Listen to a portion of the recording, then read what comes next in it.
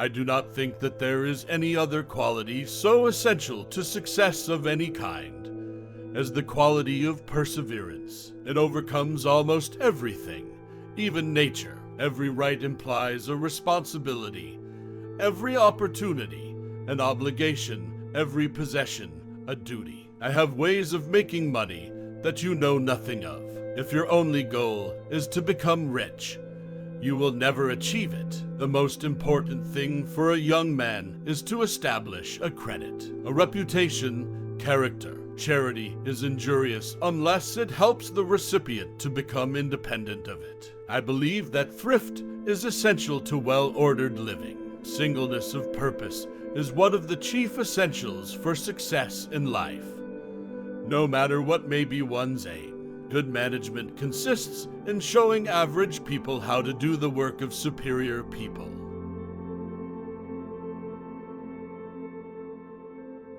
I can think of nothing less pleasurable than a life devoted to pleasure. It is wrong to assume that men of immense wealth are always happy, and we are never too old to study the Bible. Each time the lessons are studied comes some new meaning, some new thought which will make us better. Next to doing the right thing, the most important thing is to let people know you are doing the right thing. I know of nothing more despicable and pathetic than a man who devotes all the hours of the waking day to the making of money for money's sake.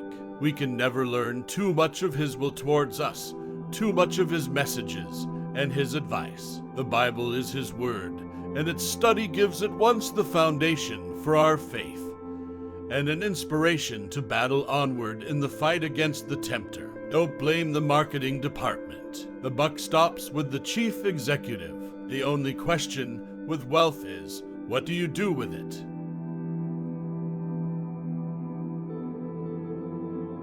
This Sunday school has been of help to me, greater perhaps than any other force in my Christian life. And I can ask no better things for you than that you, and all that shall come after you in this great band of workers for Christ, shall receive the same measure of blessedness which I have been permitted to have. After it is all over, the religion of man is his most important possession. Giving should be entered into in just the same way as investing. Giving is investing.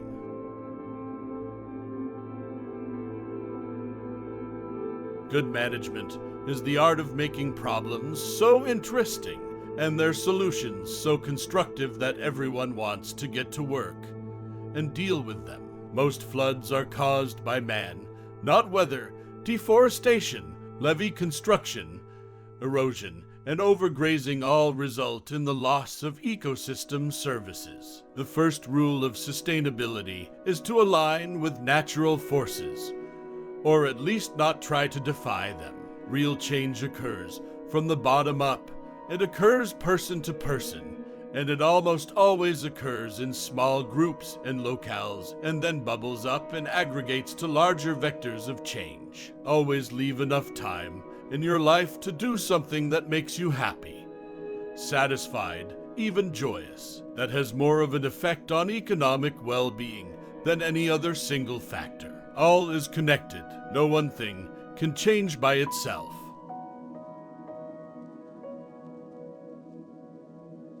Sustainability, ensuring the future of life on Earth, is an infinite game, the endless expression of generosity on behalf of all. Biological diversity is messy. It walks, it crawls, it swims, it swoops, it buzzes. But extinction is silent, and it has no voice other than our own. We are the only species on the planet without full employment. Brilliant, there is no cost difference between incarceration and an Ivy League education. The main difference is curriculum. When asked if I am pessimistic or optimistic about the future, my answer is always the same. If you look at the science about what is happening on Earth and aren't pessimistic, you don't understand the data. We need to revise our economic thinking to give full value to our natural resources. This revised economics will stabilize both the theory and the practice of free market capitalism. It will provide business and public policy with a powerful new tool for economic development, profitability, and the promotion of the public good.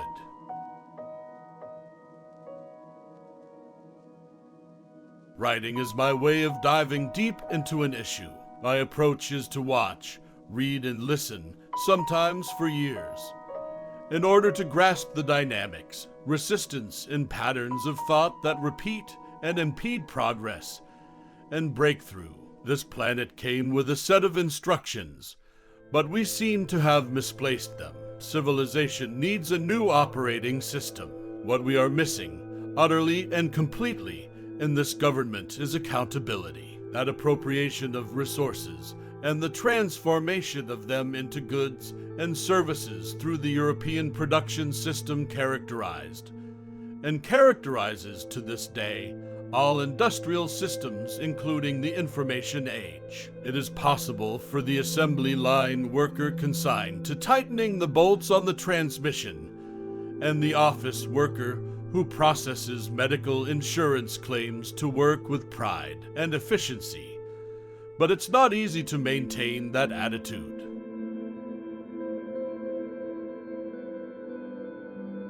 Don't be put off by people who know what is not possible. Do what needs to be done, and check to see if it was impossible only after you are done. We're trained to see the world in terms of charismatic organizations and charismatic people. That's who we look to for leadership and change, for transformation. We're awaiting the next JFK, the next Martin Luther King, the next Gandhi, the next Nelson Mandela. If, as is natural, you focus on the corruption and on those threatened institutions that are trying to prevent change, even though they don't really know what they're trying to prevent, then you can get pessimistic.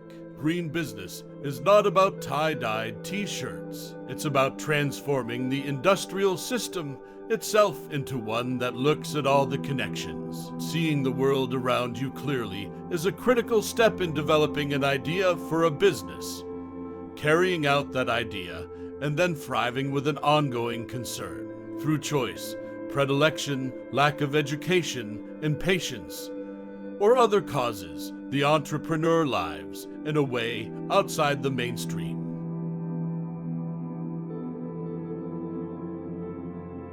We have an economy that tells us that it is cheaper to destroy Earth in real time rather than renew, restore, and sustain it. The responses that environmentalists evoke, fear, anxiety, numbness, despair, are not helpful, even if they are understandable.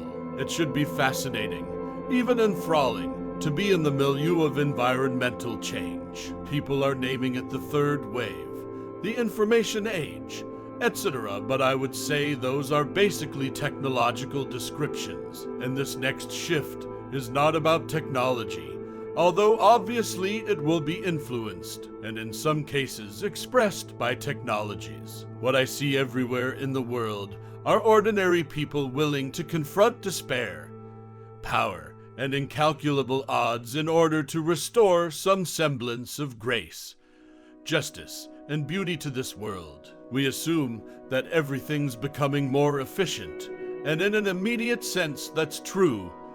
Our lives are better in many ways, but that improvement has been gained through a massively inefficient use of natural resources.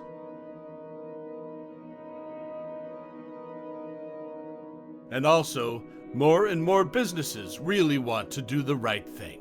They feel better about themselves, their workers feel better, and so do their customers. I think this is equally true in the transnational corporations, but it is harder to express in those situations. We are now heading down a centuries-long path toward increasing the productivity of our natural capital, the resource systems upon which we depend to live, instead of our human capital. We have to ask ourselves, what kind of world is it where a baby food executive substitutes artificial flavoring and sugar for apple juice? What kind of businesses have we created when we even lie to infants?